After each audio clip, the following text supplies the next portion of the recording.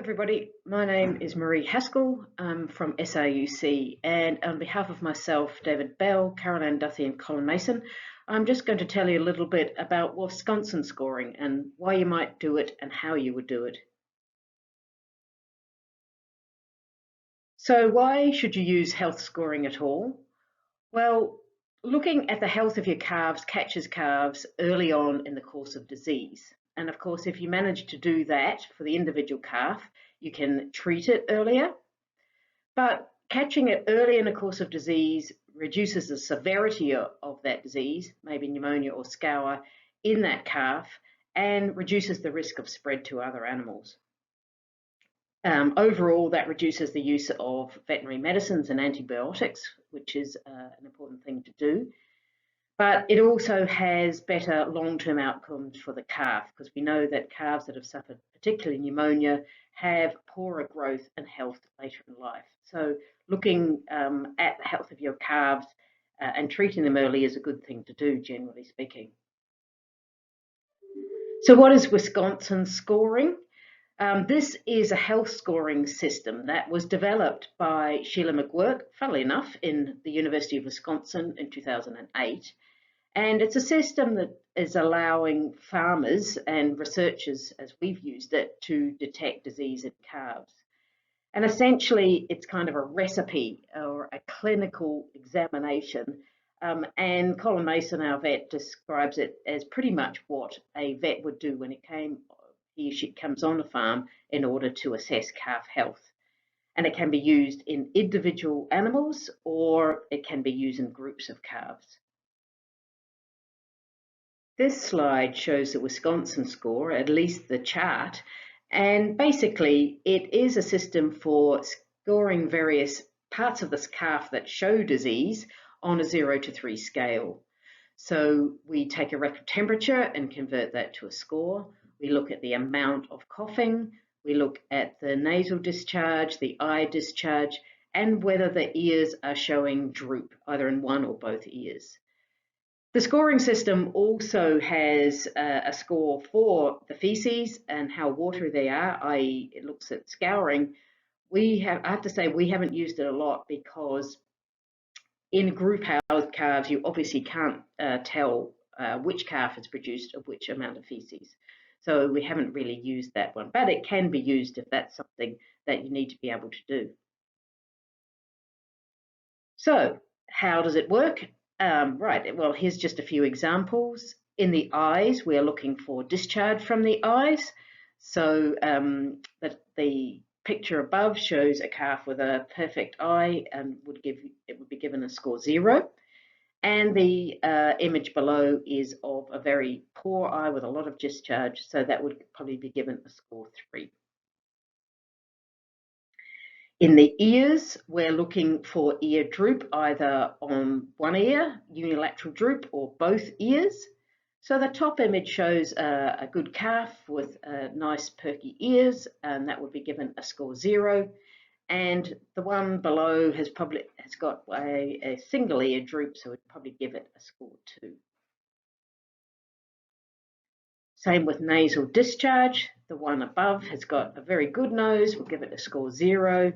And the image below shows discharge from one nostril, so we probably give it a score 2 as well. In fact, we find that they're very difficult to find calves with very poor scores for many of these things, which is probably good for our calves.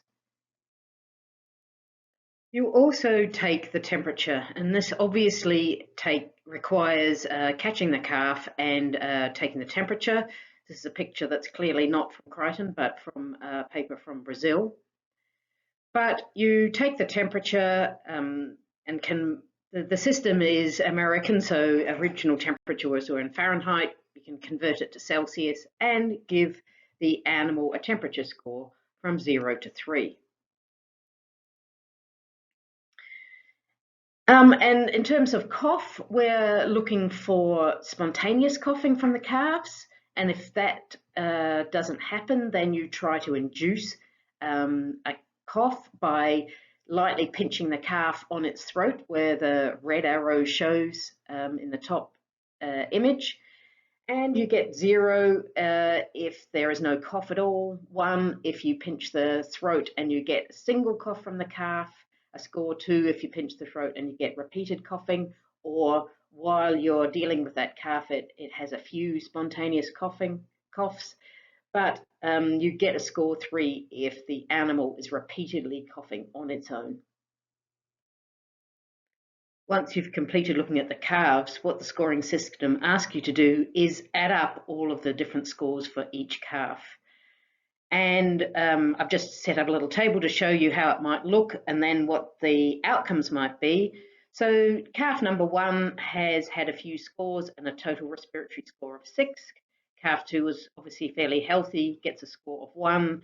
Calf 3 gets a score of 8. Calf 4 gets a score of 4.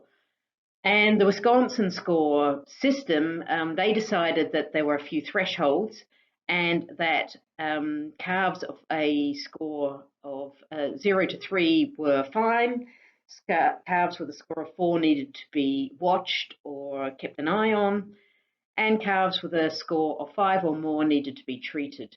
So under that system, you can see that calf 1 and calf 3 need to be treated and calf 4 needs to be watched. Now, it's up to you how you interpret that, or whether that makes sense for you. But those are the thresholds that they decide to set. So either you can do that manually on a piece of paper, or actually the Wisconsin, the University of Wisconsin have produced an app that you can get if you go on their website.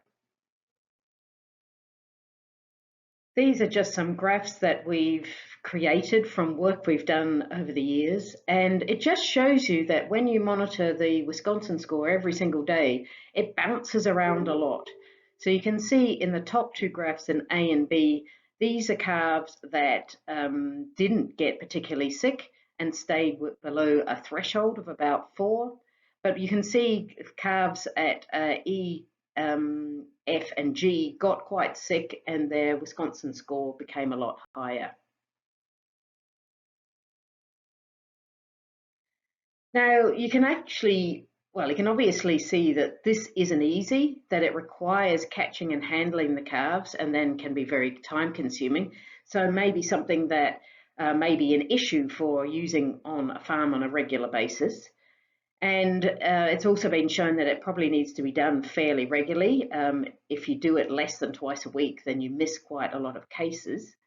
However, what we've done on our farm is actually to kind of use a shortened version. So you can actually scan the group and look for discharge from the nose and eyes, listen for coughing, look at the ears. And if you can see calves that look sick, then catch them up and take a temperature, and that seems to be quite a useful way of doing it.